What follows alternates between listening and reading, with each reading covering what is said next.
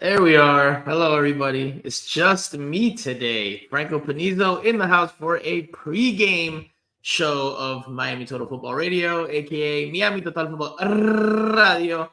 If you're tuning in, obviously, we have a little bit less than an hour before kickoff. Figured since it's the season finale that we just do a show anyway. All the other co-hosts are currently busy preparing to watch the match, so weren't able to hop on with me, but nonetheless, to put a bow on the MLS season and on the year, figured we would do a pod or a show.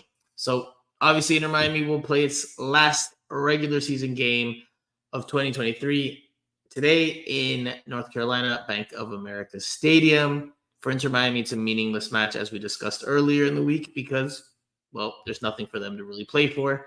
The team, if you look at the standings here, well, yes, they have no chance of reaching ninth place in the Eastern Conference. So it is a meaningless game as far as Inter Miami is concerned, but all the same, it's a chance to see the team in action one final time in MLS play before the year ends. And of course, one more chance to see Lionel Messi play. He did travel.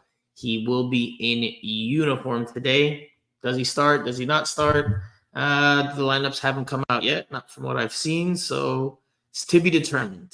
I'm not sure what you guys think. I'm not sure if you guys think he's going to start, if he's going to play a whole lot, or if he's just going to come off the bench and make a cameo. So I've got my eye very closely here on to see whether the lineup is out, but it's not out yet, so still waiting for that. What is known about today's game is that Inter Miami will at long last, I know a lot of you have been asking for this, will wear the La Noche jersey. So La Noche has finally arrived. The night has arrived. Inter Miami will wear their away jerseys, their secondary kits for the first time in the Messi era. So we'll see. You know, some people are superstitious about it. Some people are not. Will it bring good luck? Will it bring bad luck? We'll see. We'll see. But it'll be good to see them change it up and finally wear that jersey, especially if you bought one of those expensive jerseys and you haven't seen them play in it. So with regards to the game, again, to play there, but a chance to look for more players for Tata Martino. Again, as we discussed earlier this week, no player is probably going to go from not being in the plans to being in the plans. Like, I don't think any one performance or any two performances, if you include the midweek match, I don't think anyone's going to win a spot if they weren't already, in the picture for 2023. But a fringe player like maybe a Nicolas Stefanelli, I don't know if Robbie Robinson's in the picture, but you could say maybe he's a fringe player just because of his speed. Maybe a player like that with a good performance today, maybe gets them or convinces the coaching staff to bring them on board. Besides that, not much to play for Inter Miami. I'll be curious to see what the tactics are. Are they going to really start pressing high? And they have nothing to lose, right? So they can be aggressive. They can throw numbers forward. They can take risks. Tata Martino will surely want to end the year on a positive note after going on a 6-game winless run here at the end of the season across all competitions. So they'll want to win. But they have the freedom to do and the luxury to do whatever they please. They can go gung ho and press for much of the 90 minutes. They can send numbers forward. I mean, we'll see. We'll see how Tata approaches it. Because he's a smart guy. I'm sure he's not going to want them to risk injury, but I think he'll have some fun with it because, again, they have nothing to lose because they have nothing to play for. But yes, this is the jersey. You will finally see this jersey in action. That is in the Bank of America Stadium locker room today. So Messi's number 10, again, in La Noche, will be seen for the first time. We had only seen the Heron pink, the heartbeat jersey that will be replaced next year. That is official. That will be swapped out next year. The pink jersey will be no more as of next year. Well, there will be a new pink jersey. Sorry, let me reiterate that. There will be a new pink jersey next year. So this La Noche jersey will make its appearance tonight. So I know a lot of people are looking forward to that. And here's a better shot. Here's a better shot for you guys. Gregory, number 26, hanging there, as you can see in the background, Bank of America Stadium. So at long last, those pricey black and pink jerseys will be seen. Do we think Messi starts? I said, and hello to Luis. Okay, how are you? I will say, let's see. Well, I'm not even going to say it yet because the lineups are out. I don't want to be accused of saying that he would or he wouldn't. And look, here it is. The lineup is out. Lionel Messi will start. If he's in the graphic, it's because he's starting. So this is the starting lineup for Inter Miami. You've got a 4-3-3. And the first surprise of the season finale is CJ Dos Santos getting the start in goal. His first start for Inter Miami, and I believe his first MLS appearance in general. Back four, DeAndre Yedlin, Tomas Aviles, Kamal Miller, and Noah Allen. The midfield three, Gregory, Sergio Busquets, and Benjamin Cremaschi. Up top, you have Leonardo Campana flanked on the left by Diego Gomez and on the right by Lionel Messi. Interesting that Diego Gomez, Benjamin Cremaschi, and Gregory all got the starts. That makes me wonder if this formation graphic or this lineup graphic, if the formation is going to actually be what we just saw, right? It says 4-3-3 here. There we go. I don't know if we're going to see a 4-3-3 if Diego Gomez is supposedly playing out on the flank. So we'll be curious if he does, because I mean, in the last game he showed some interesting things, some interesting movements, especially when he crashed the box on that one play in the first half against Charlotte FC, but of course missed the frame completely. Terrible miss, but a great run. So maybe Tata Martino wants to see some different things from him. I don't know. Maybe it's going to end up just being a 4-4-2. We'll see. Do we think, I'm going to ask a lot of you, and yes, the China tour changes things because they'll play again this year, et cetera, but do we think, for you guys out there, is this going to be the last Joseph Martinez appearance in an Inter Miami jersey? I don't have inside information on it, aside from what we all know publicly, like the salary, the situation, his season, his production. I will say this will be the last time we see Joseph Martinez for Inter Miami. Now, again, he's not starting. He is on the... Oh, he's not on the bench. Joseph Martinez did not dress for this one. So maybe we've seen the last of Joseph Martinez in an Inter Miami jersey. Interestingly enough. Just as I'm about to say, we'll probably see him for the last time today. Just realized he's not on the bench. This is the bench for Inter Miami, in case you're curious. Drake Callender, Christopher McVeigh, Jean Mota, Ryan Saylor, Jordi Alba, Dixon Arroyo, Facundo Farias, Robbie Robinson, and Nicolas Stefanelli. So that is the bench. No Joseph Martinez, which is interesting. I mean, unless he picked up a knock, which I saw him training yesterday in the morning. So unless he picked up a knock at some point during that session afterwards, maybe his absence is a clear sign that he's not long for Inter Miami. So, which would make sense. I mean, if you look at his numbers, you look at his stats, you look at his salary, not necessarily someone that you need to bring back, especially if you're trying to improve things, right? The links continue to persist with Luis Suarez. I asked Tata Martino outright on Tuesday, and he said, they have an analysis with Luis Suarez for 2024 and an analysis without Luis Suarez for 2024. So the fact that they're potentially considering counting on him, to me, says a lot, because the idea is to bring him in. Grêmio has already announced, his Brazilian club, that he will be let go at the end of the year. So all signs are pointing to to Luis Suarez coming on board, joining Lionel Messi and co., which I think personally, in terms of just on the field, it's going to go very well for Inter Miami. He's another one of those players. Yes, he's older. Yes, he's got some bad knees, but he still has a whole lot of quality. He might not run a whole lot. He might not do a whole lot of pressing, but he's a competitor. He's a winner, and he's got that chemistry with Lionel Messi. So I think it's going to be something to look forward to in 2024 if that does come to fruition. So with regards to this game, let's see what else is interesting. Messi starts. So how many minutes do we think he plays? Messi normally goes the distance when he starts. Will that be the case today? I'm not so sure. Especially on the turf field. This is his first game on turf. He did say in a press conference a couple months ago now that he had no problem playing on turf. So he made good on that. He will play today, but I think he'll maybe last 60 minutes, maybe 70, and then they'll bring him out.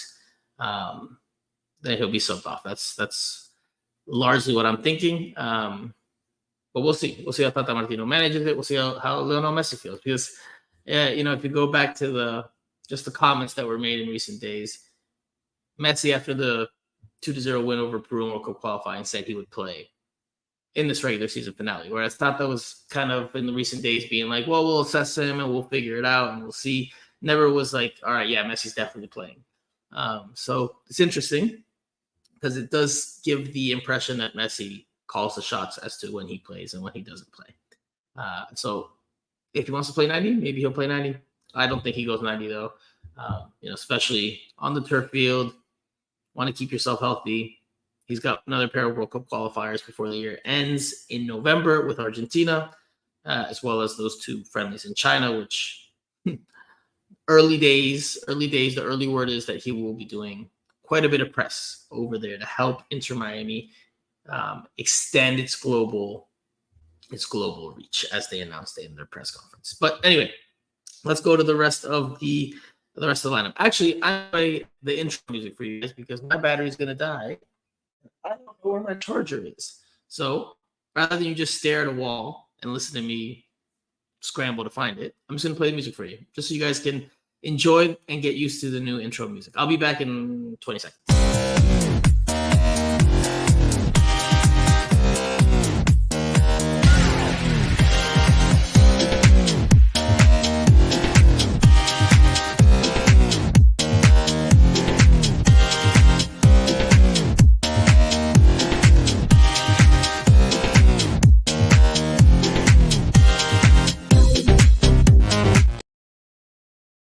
I found it. I found the charger, so I'm back. It was in my backpack from yesterday's practice. I never took it out. Pour on me. And yeah, chime in from the comment section. If you're tuning in from wherever you're tuning in from, we've got one from Mohammed Taoid. I am from Bangladesh. Hello, Mohammed. Thank you for joining us here during the pre-game show. Miami Total Football pre-game show here before Inter Miami season finale against Charlotte FC. Let's look at the lineup again. Let me take a look here and see what else is of note. I mean, we talked about Diego Gomez, and he's interesting. Because I think he's shown moments. I don't know about you guys. I know overall he's probably been more frustrating and disappointing than encouraging. However, I do think there are good starting points there, right? He's on Paraguay's national team for a reason. And I think the transition probably hasn't been the easiest for him, as happens with players that come from abroad, whether it's veteran players in Europe or young players coming from South America. That's not to make an excuse. I mean, he has not played well this season overall, but I think he's had some moments. I think he's had moments that show that there's a player in there that can really make an impact. Has he done more to unseat Benjamin Kremaski? I don't think there's any chance of that. I don't think he's shown enough yet. Next season is a different story, but today he gets a start as well as Benjamin Kremaski. So I'm curious how they play alongside each other or how the tactics work there, because I just don't see Diego Gomez playing as a left winger as the lineup graphic shows. Who else here?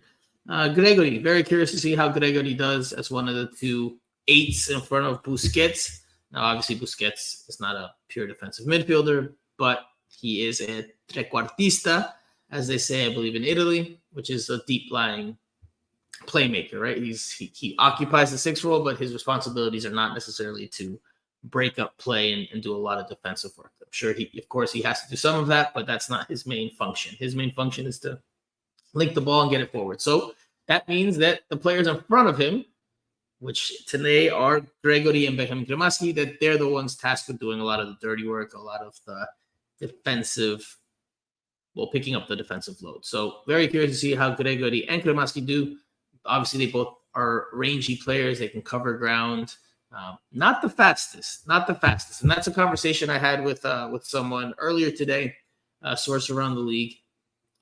Inter Miami doesn't have a whole lot of speed, right? Like if you look at the starting lineup, DeAndre Yedlin's the fastest player, right? Talking about just pure speed. Thomas Aviles and Kamal Miller, for center back position, that I'm not going to say they're track sprinters out there, but they're not the slowest for sure. But the rest of the team, I don't know how much speed there is there. Look, Noah Allen, Benjamin Kremaski, Sergio Busquets, Gregory, Lionel Messi, Leo Campana, and Diego Gomez. Now, listen, before I get crucified here, Messi is quick, and with the ball, he is incredibly and deceptively quick and agile. But in a outright foot race, is he that fast? I don't necessarily think so. I don't think that's one of his, strong suits. And I think that's something that this Inter Miami team lacks. And will they address that or not? I don't know. Again, I've heard from sources, team is prioritizing technical players who have a good understanding and can read the game well, good first touches, etc., etc. More technical players than necessarily players who rely on athleticism. That's what I've been told. That's what the plan is for the most part in terms of the roster construction for 2024. And that makes sense because if you look at, who's played this year, right, by and large, we haven't seen much of Christopher McVey. We haven't seen much of Ryan Saylor. Noah Allen at times has played as a third center back over those two guys, right? And Noah Allen's not a center back. So why does Noah Allen get those starts, whereas Christopher McVey and Ryan Saylor do not?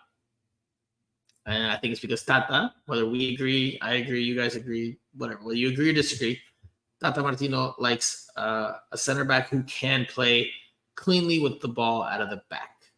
And maybe in Tata's eyes or in the technical staff's eyes, Noah Allen's a better distributor of the ball, even playing out of position as a center back, than Christopher McVey and Ryan Saylor. Because I don't think you can, on a defensive side, say, hey, Tata Martino's technical staff probably thinks that Noah Allen's a better defender at center back than McVey or Saylor. Maybe they do. But I have a hard time seeing or thinking that would be the case. Ed Bartra, mi fellow Perucho, Peruvian, in the house. Sunderland is not available as a sub, it seems. That's because Ed Bartra earlier said, I'd like to see Sunderland get some minutes. Sunderland's an interesting one for me because to me, when they signed him, it felt like they signed him just to have bodies available because they had already called him up, the limited amount of times that they could in terms of the rules, and we don't have to get into all the complexities, but they couldn't call him up again to the first team from the second team because of the regulations. So they had to sign him to have him on the bench. And they did. And I don't know if he's ready for MLS just yet. I don't know where he projects, but I don't think he's ready. And he wasn't even training with the first team in recent weeks. And I saw him with the second team on Tuesday, if I'm not mistaken. The second team. So I think he's more of a project. I think his signing had more to do with just team's necessity as opposed to him being really, really ready. So who might we see off the bench in this one? There's more attacking options now, right? They've got Stefanelli, Robinson, Farias. You got Jordi Alba, who can give you something from that left back spot, even though he's not an outright attacker. So curious to see what Inter Miami does with the substitutions. Again, it's one of the final three attempts or chances to leave an impression on Tata Martino on the staff. But of course, it's all about Messi, right? It's all about Messi. So what do we see with Inter Miami and Messi on the field? Well, we see the dangerous Inter Miami, the Inter Miami that was scoring 4 goals, not every game, but in various games in the Leagues Cup, or will we see the Inter Miami that has struggled during this tail end of the season due to fatigue, due to schedule congestion, due to poor performances, tactics that left something to be desired? Which Inter Miami will see? I'm going to say that I think we'll see closer to the better version of Inter Miami than this poorer version of Inter Miami. And the reason I think that is because Charlotte FC is not a very good team. Let's be honest. They are still fighting for a playoff spot. Today is what's called decision day in MLS because it decides, the last few spots, the last few seeding in terms of the playoff positionings or playoff positions. So decision day for Charlotte FC matters. They'll be at home. Stadium's going to be rocking. I don't know if you guys have seen some of the images in downtown Charlotte, but the team hotel, Inter Miami's hotel, was swamped with people outside, people trying to catch a glimpse of Messi. So this is going to be a full house. I don't know if it's a sellout. I imagine it'll be close to if it's not, but a lot of people will be in attendance to watch this game. Charlotte FC has everything to play for, but again, they're just not a very good team. Inter Miami at home tied them 2-2, came back twice on Wednesday, and that was without Messi. So imagine with Messi. I think Charlotte's in for a long day. A long day. I think Messi bags one, maybe assists on another. I see Inter Miami scoring goals today, and I think that Inter Miami wins. I think they'll finish the season on a winning note, and they'll spoil the party for Charlotte, although Charlotte's odds and probabilities of making the playoffs aren't great. Well, I'll show you guys the standings one more time here, just so you have an idea of where Charlotte sits. They're on 40 points, as are the Chicago Fire, the New York Red Bulls, and DC United, which sits in 9th place, but is already eliminated. You see that E next to DC? Eliminated. They start the match day. Interestingly enough, they start the match day in the playoff position above the red line, but they will fall beneath it after today's results. They've already played all 34 of their regular season games. They will fall just short of a playoff spot.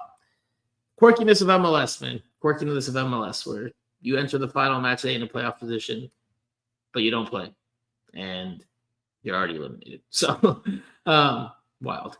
I don't think I've seen that before, and I've covered MLS a long time. So here we go. Yeah, if you guys have questions, fire away. If you guys have observations, opinions, fire away. If you just want to say hello, fire away. Neo says, should Messi present his 8th Ballon d'Or to Miami fans or what? Well, assuming that formal presentation happens, should he bring it next year? Should fans have a chance to take a picture with it, or should he just take it to Driving Stadium and hold it? Yeah, why not? Why not? He will win it as an Inter Miami player. Obviously not for his contributions necessarily with Inter Miami, but he will win the Ballon d'Or if that comes to pass as an Inter Miami player. So that's, why not? Why not? Messi Mania has been a lot about the hoopla and the hype and a lot of stuff that is not necessarily about just the soccer. Lo extra futbolístico, as we say in Spanish. Extra deportivo, as we would also say in Spanish. From across the pond, who do you think takes the last playoff spots? Good question. Good question. Let's see. Let's see. It's tough, man. It's tough. It's tough. There's so much parity in MLS. New York City FC is still alive. I'm gonna say Montreal stays in the playoff picture, and I'm gonna say the New York Red Bulls get it. I think the New York Red Bulls do it. I think other teams will just fall short. Now, the New York Red Bulls play away to Nashville, which is not easy. So maybe I want to take that back. But no, I'm going to say the New York Red Bulls. Chicago Fire have a good chance, but I'll go New York Red Bulls. That doesn't necessarily mean I think they win. They could get by with a draw, and other results go their way. So, New York Red Bulls and CF Montreal. We'll take those two playoff spots there at the bottom.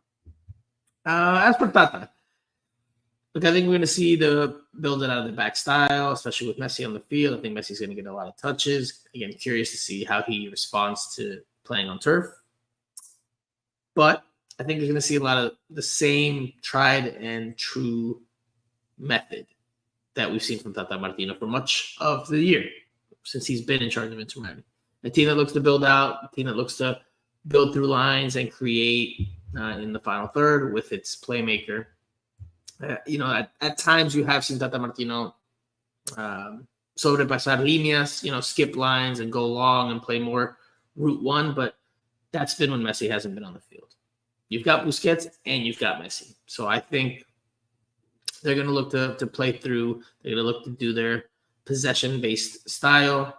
Tata doesn't really venture away from that if he unless he absolutely has to, but usually not the case for him. He just sticks to his approach. And I think that's going to be the approach next year as well.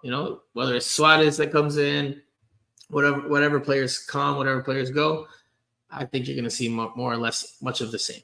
And I think that's the way for this team to go, because look at the profiles of the players.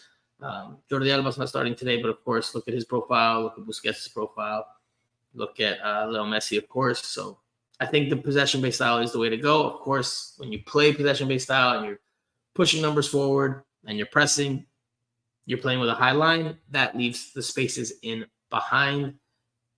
I think Inter Miami needs this offseason to add another center back that has speed, a little more speed than the players necessarily that they have now. Kamal Miller and Thomas Aviles, I wouldn't say are slow, but they're not they're not Gonzalez either, right? So tough to find a center back that's both speedy and technical, but I think that's going to be one of the tasks this offseason. And it doesn't necessarily have to be a player who's ready to start right away, but someone that's going to be that third option. Because if Inter Miami plays a back five, they need a third center back. If Inter Miami plays a back four and one of their two center backs goes down, they need a third center back. I don't think Sergei Kristoff has done a bad job.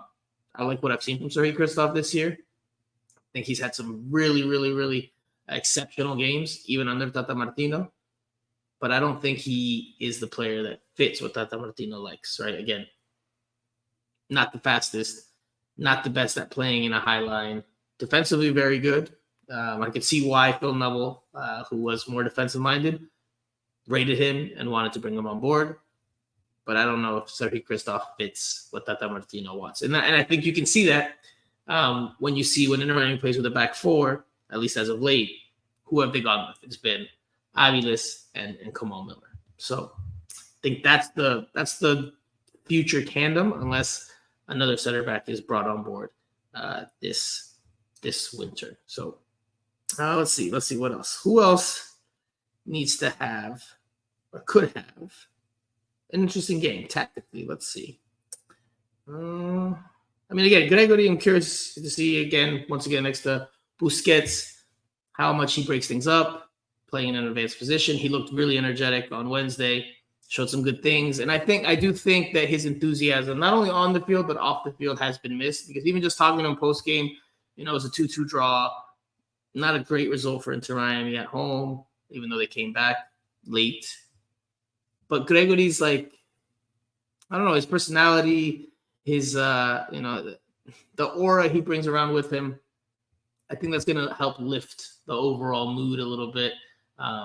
It was just nice chatting with him, and it was a bit different. He has a different type of personality, very kind of happy-go-lucky and joking.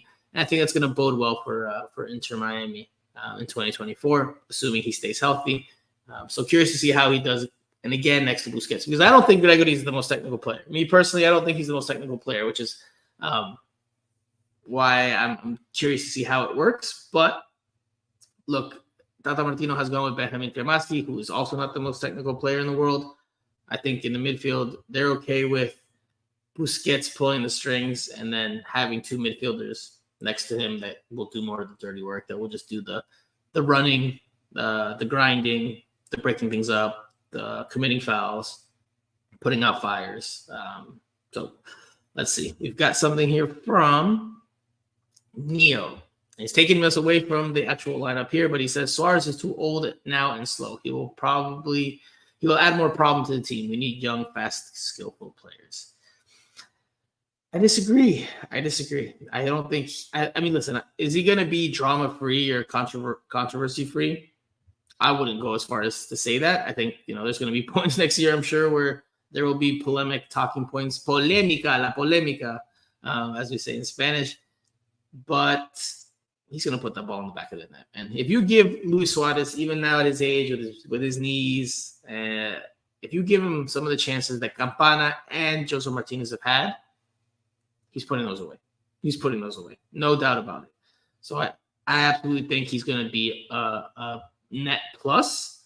Maybe a year from now, you'll be sitting here with me before the regular season finale, and that won't be the case. I'll say, I was wrong, but I think he's going to do a world of good for Inter Miami in terms of on the field and the results and production.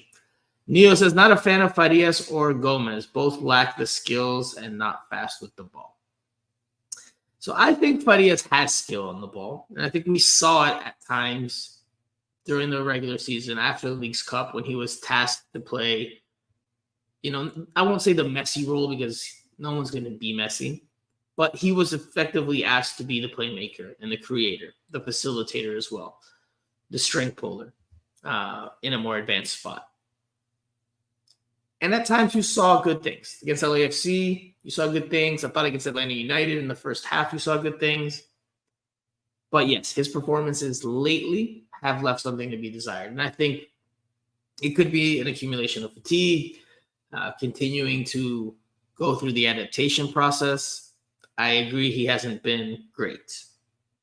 But like Gomez, and to another level, I think that there's very good starting points. More so than I've seen with Diego Gomez. And I think he can make a difference. And I think next year, you'll see a better version of Facundo Farias. I think so. From across the pond asks, how would you sum up Inter Miami season as a whole? 1 through 10, can't say 7. Everyone says 7 for average. Good. All right, so 1 through 10, can't say 7. If I can't say 7, which I probably wouldn't have said anyway, 5 is too low. 5 feels too low. I'd say 6. A 6. They won a trophy. Of course, they brought on Messi. That was exciting. A lot of highlights, a lot of goals when he was healthy and available. Once he got hurt, obviously, that put a wrench into the plans, slowed Inter Miami down. The team itself got fatigued. A lot of games in a short span. Ed Bartra here, typical Peruvian jokey fashion, says 6.9. So yeah, I can't say 7. 6.9 is probably the best answer. But yeah, I would say 6. I'd say 6. They won a trophy, so not a complete failure of a season, but they fell short. Right? They didn't win the Open Cup final. They didn't make the playoffs. During this stretch run without Messi, yes, the team might be tired, but they just haven't looked good by and large. It's been rough. It's been rough to watch some of these games. Some of these performances have been pretty poor collectively. So I'd give them a 6. A 6. Not great, but not completely terrible. Although if you just asked me to rate the first half of the season, then that would be tough. That'd be tough. It's the team under Phil Neville, and yes, they didn't have DPs, but that team was not doing a whole lot. Not doing a whole lot. Let's see. Should we do a prediction? I mean, I already said I think Inter Miami wins. So what's the score? I will say Inter Miami wins 3-0. 3-0. And a goal and an assist for Messi. Maybe Farias gets on the board as well, but I think a 3-0 victory for Miami today. Be a more positive way to end the season. Let's see. Campana. Let's talk about Campana. He'll be back next year. I'm convinced of that, even if Suarez is around. But he needs to have a solid performance here. You know, he's very hot and cold, very streaky.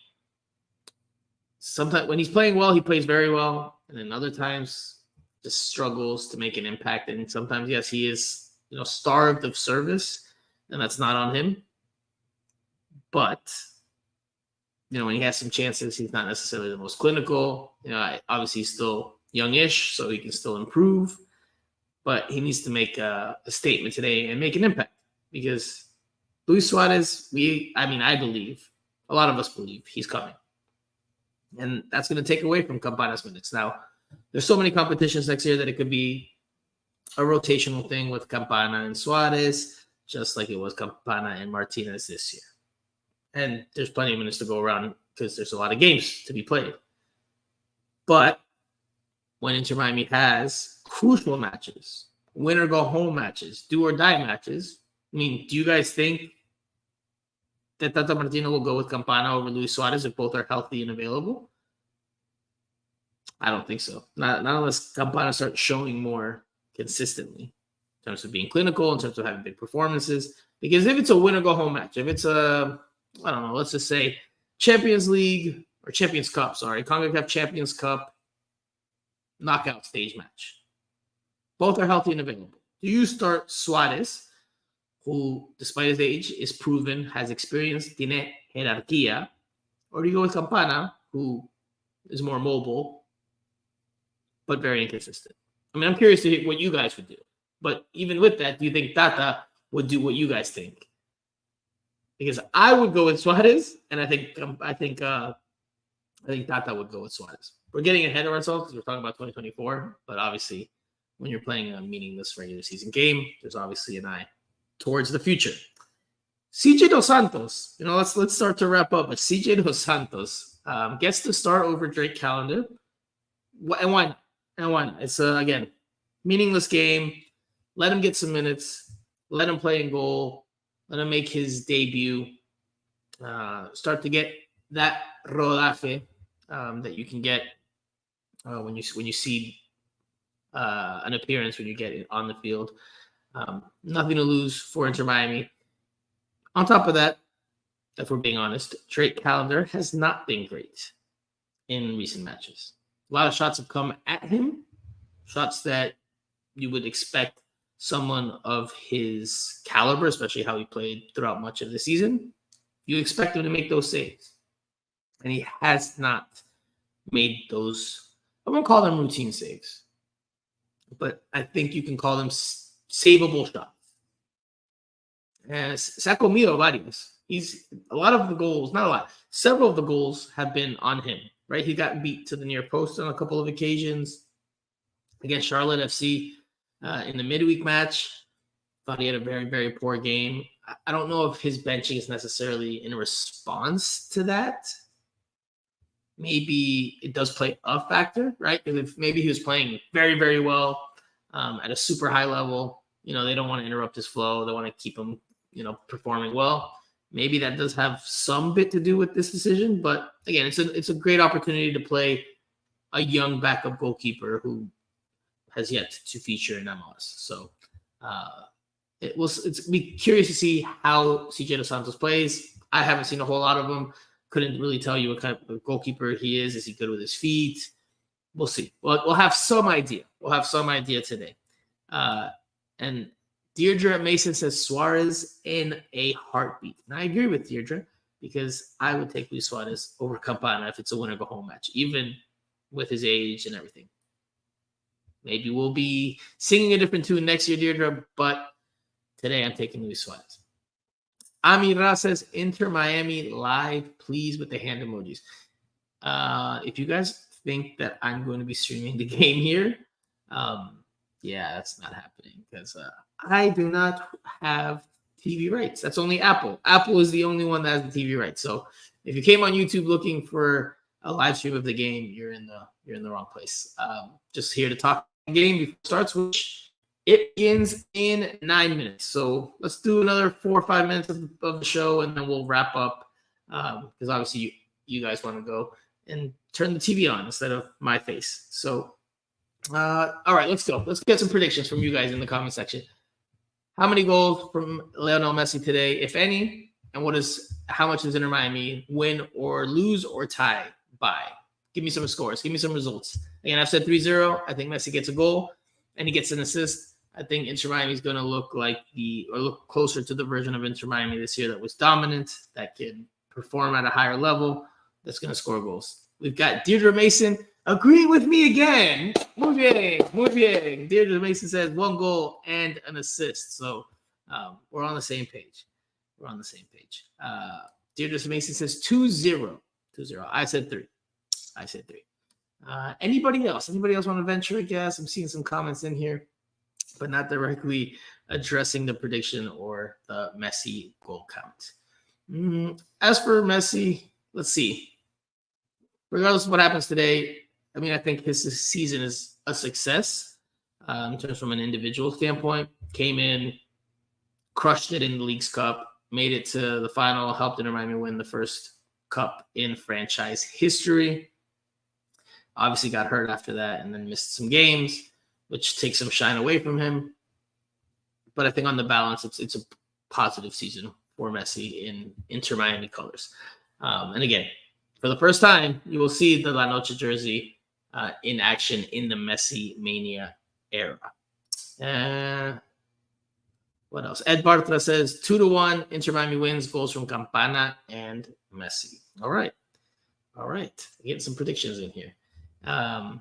Everyone thinks Miami's going to win. Optimism reigns high today. I don't know if that's because it's Charlotte FC or it's because Messi's back or a combination of the factors, but people are taking Inter Miami today. If Inter Miami was playing a different opponent, even with Messi back, maybe I start to question it a little bit more. But the fact that he's back plus the level of the opponent, I think it's going to be an Inter Miami victory. Let's see. Anybody else in the comment section? Getting more comments. Okay. I think that will do it. I think we'll wrap it up and we'll leave it there. Did a pregame show. Just wanted to have a place to discuss the match. Obviously, not as exciting when there's not much to play for, but still, it's an Inter Miami game. One more before the year ends, and this will be the last one, probably during regular hours, because the China Tour games, we don't know the time of those matches yet, but with the time difference, you can imagine you're going to have to be up late at night or early in the morning. I'm talking like probably 12 a.m. to 6 a.m., somewhere in that range, to watch the game. Maybe not. We'll see. But Inter Miami, this will be the last time you can watch them, probably in regular hours of the day. Inter Miami's not done. From what I've heard, the players will go on break for a week. There should be some interviews with some of the honchos, the executives, the officials, people in leadership positions, potentially Jorge Mas, potentially Chris Henderson, Tata Martino. There should be interviews this coming week, but Inter Miami players have the week off. The following week, they will resume training before heading off to China. So there still will be a few practices locally. And of course, here on Miami Total Football, we will provide you with all the latest news, updates, analysis. So stay tuned. If you're new here, if you're watching for the first time, please give us a like, a comment, a share, a subscribe. Helps us out tremendously, and it's absolutely free. And I believe we're the only channel locally that provides you all the interviews, all the updates, not only here on YouTube, on other channels, but of course, we're on YouTube. So you want to see what the team is saying, you want to see analysis, you want to have these pre-game, post-game conversations, this is the place to be. So give us a subscribe if you haven't already. Suscríbense. Oh, wait, no. I can't even say it in Spanish. See, I have to think sometimes. My brain tries to go between English and Spanish. Suscríbense, por favor. All right? So we'll leave it there as the game kicks off in 5 minutes. So thank you guys for joining me. I'm Franco Panizo. We will be back next week for sure. We will have a pod next week to wrap up the season and analyze this game, of course, in more detail. So for now, that will do it. Hope you guys enjoy the match, and we'll talk to you guys I will talk to you guys again very, very soon.